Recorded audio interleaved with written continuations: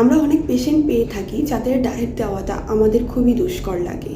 আমি Maisha Farzana Antara, nutrition and diet consultant. আজকে কথা বলবো ক্রিটিক্যাল পেশেন্ট নিয়ে। যেমন সেদিনই আমার কাছে একটি পেশেন্ট আসলেন, তিনি অ্যাকিউট কিডনি ফেলিয়ারে অ্যাটাকড হলেন কিছুদিন আগে।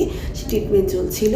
এর পাশে তার আছে হাইপারটেনশন, ডায়াবেটিস, আনকন্ট্রোল ডায়াবেটিস এবং তার রয়েছে ডিসলিপিডেমিয়া। বিভিন্ন ধরনের রোগে আক্রান্ত হয়ে সে আজকে আমাদের শরণাপন্ন হয়েছে। কিন্তু তার শুরু থেকে যে রোগটি ছিল সেটা হচ্ছে ডায়াবেটিস, বা একটা সময় যে রোগটি ছিল সেটা হচ্ছে হাই প্রেশার। এই দুইটা যদি সে ইয়াংকাল থেকে, যেহেতু তার এখন 71 বছর বয়স, সে যদি আর্লি স্টেজ থেকে কন্ট্রোল করে চলতো, আনকন্ট্রোল ডায়াবেটিস না হতো, আনকন্ট্রোল ব্লাড প্রেশার না থাকতো, তাহলে কিন্তু তার আজকে অ্যাকুয়েট কিডনি ফেলিয়ারটা আমরা প্রিভেন্ট করতে পারতাম বা রিস্কটা কমিয়ে আনতে পারতাম। তার কিডনির এই ডিটোরেট অবস্থাটা পৌঁছাতো না। সেক্ষেত্রে আমরা ডায়াবেটিস পেশেন্টরা অনেক বেশি হেলাফেলাই করি।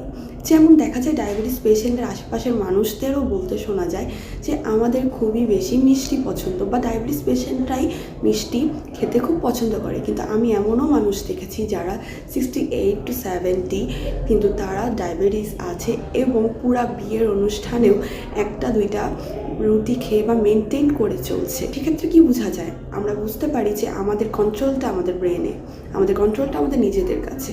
ডায়াবেটিস আছে মানেই যে আমাদের মিষ্টি খেতে অনেক বেশি ইচ্ছা করছে, বা আমাদের মিষ্টি খেতেই হবে, বা সে বারণ করা যাবে না বা স্টপ করা যাবে না, এটা কিন্তু নয়। আমাদের যেমন হাইপার টেনশনটা ম্যানেজ করা খুবই গুরুত্বপূর্ণ। আমাদের অস্থির লাগে, আমাদের গরম লাগে যখন ব্লাড প্রেশারটা বেড়ে যায়, সেভাবেই ডায়াবেটিসটাও কিন্তু খুবই ইফেক্টফুল। আনকন্ট্রোল ডায়াবেটিস কিন্তু চোখে মুখে ফ্যাকাশে ভাব নিয়ে আসে, একটা ঝিম ধরা ভাব নিয়ে আসে, আর বোঝা যায় যে আপনার শরীরে একটা পরিবর্তন দেখা যাচ্ছে। বা এই জিনিসটা, এই যে আমরা হেলাফেলা করছি, এই একটু চিনি বেড়ে যাক, একটু মিষ্টি খাই সমস্যা নেই, বা একটু সুগারি কোনো খাবার খাই সমস্যা নেই, কিন্তু এটাই আপনার পরবর্তীতে হার্ট বা কিডনি বা বিভিন্ন ধরনের রোগে আপনাকে এগিয়ে নিয়ে যাচ্ছে, বিভিন্ন ধরনের রোগের দিকে আপনাকে এগিয়ে নিয়ে যাচ্ছে। সেজন্য আপনারা যারা ডায়াবেটিস পেশেন্ট আছেন, আপনারা মনে করেন না যে এভাবে চললেই সব কিছু ঠিক থাকবে। আপনারা যে কোনো ডায়েটিশিয়ানের কাছে যান, একটা ডায়েট চার্ট নিন।